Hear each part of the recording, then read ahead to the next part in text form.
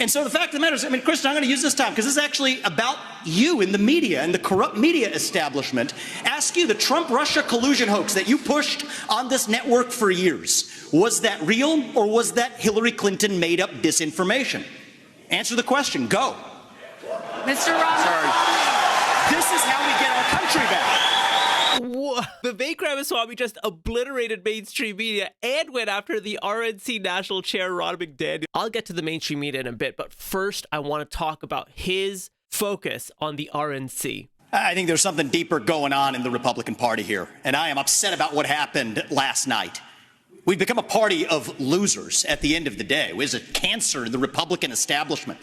Let's speak the truth. Since Ronna McDaniel took over as chairwoman of the RNC in 2017, we have lost 2018, 2020, 2022, no red wave that never came. We got trounced last night in 2023. So what happened in 2018? So in 2018, when Trump was president, the Republicans actually lost control of the House of Representatives. The Democrats defeated 29 Republican incumbents and picked up 14 open seats. So while the Republicans increased their seats in the Senate by 2, they lost control of the House completely. And Democrats capitalized on this with anti-Trump anger at the time.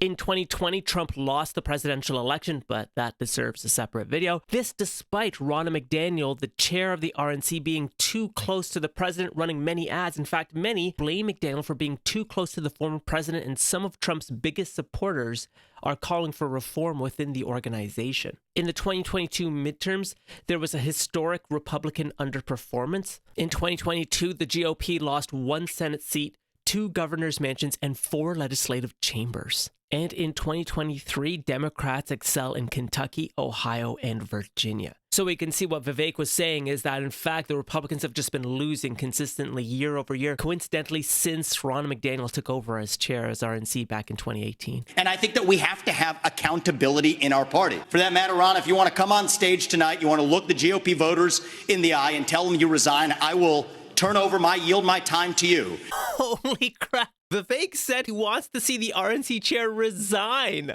That's wild. Who the heck is Ronna McDaniel? Ronna McDaniel is an American politician and political strategist and serving currently as the Republican chairwoman for the RNC. A member of the Republican Party and the Romney family, she was chairwoman of the Michigan Republican Party from 2015 to 2017. Granddaughter of Michigan Governor and businessman George Romney and niece of Massachusetts Governor and U.S. Senator Mitt Romney, McDaniel has been known for her prolific fundraising and staunch support for President Trump. What's wild, too, is McDaniel is a huge fundraiser for the RNC. In fact, in 2018, McDaniel spent up to 6 hours daily calling donors. Her leadership, the RNC had what Washington Post described as a huge financial edge heading into the 2018 midterm elections, despite losing. January 2018, the RNC had almost $40 million banked. The DNC only had $6 million. And as of July 17th, the Republican National Committee had raised about $213 million the election cycle, with $50 million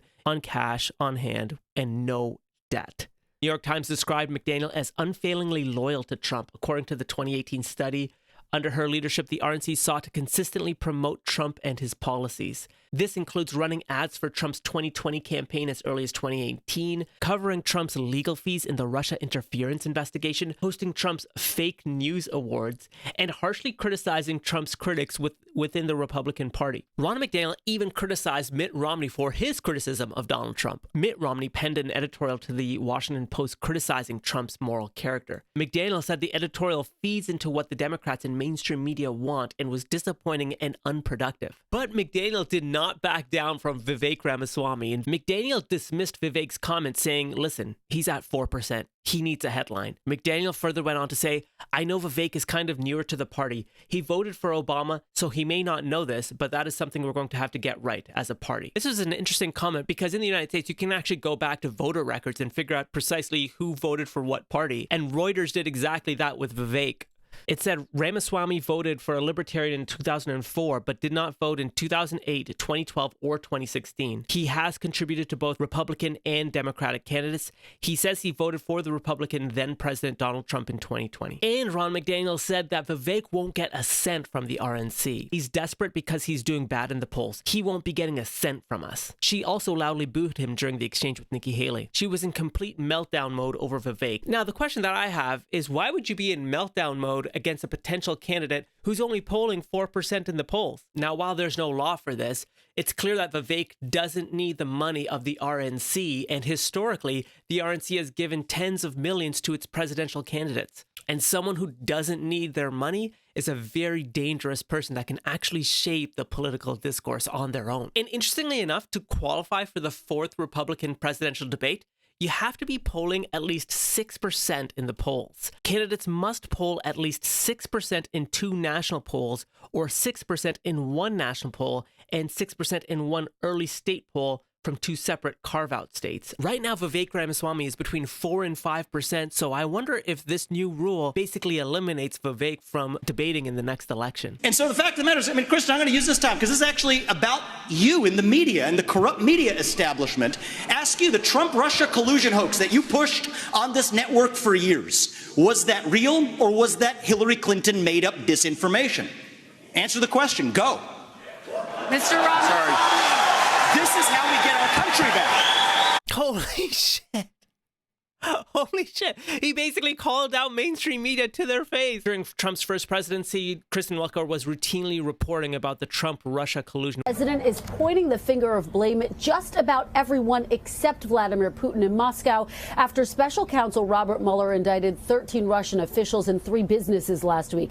The Kremlin this morning is calling the allegations unfair and baseless. And now a number of the president's critics are accusing Mr. Trump of failing to stand up to Russia. So Vivek pretty much calls out mainstream media about the lies that they did during Trump's presidency. It's easy to forget about this, but we have a candidate here who actually is openly calling out mainstream media. Now, some might say that Vivek is doing this because he's polling at 4 and 5%. If he were polling at 45%, his tune might actually be different because there's much more on the line. But that said, he's keeping things top of mind for Republicans of what happened back in 2016 during Trump's presidency so that people don't forget. And what's interesting, too, is that he's actually highlighting how Democrats have basically railroaded Republicans in key states and in key elections. So we have a candidate here who is openly critical of the Republican National Committee chair, the Republican Party overall, and mainstream media. Here's the thing, though. Vivek knows that he wouldn't get this kind of play if he were running as an independent. So we also have to remember that Vivek is in it for Vivek. He knows that he's using the platform of the Republicans to reach a wider audience. So while he's calling out the RNC chairperson and the Republican Party and calling out the mainstream media, he's raising his profile. But at the end of the day, he's still a Republican candidate, and he wouldn't get this play if he were independent. So we also have to remember that Vivek knows precisely what he's doing to raise his profile. What do you think? Let me know in the comment section below. But this was interesting to see a candidate actually call out both his own political party, the actual RNC chair, and mainstream media within the first minute and a half of the actual debate.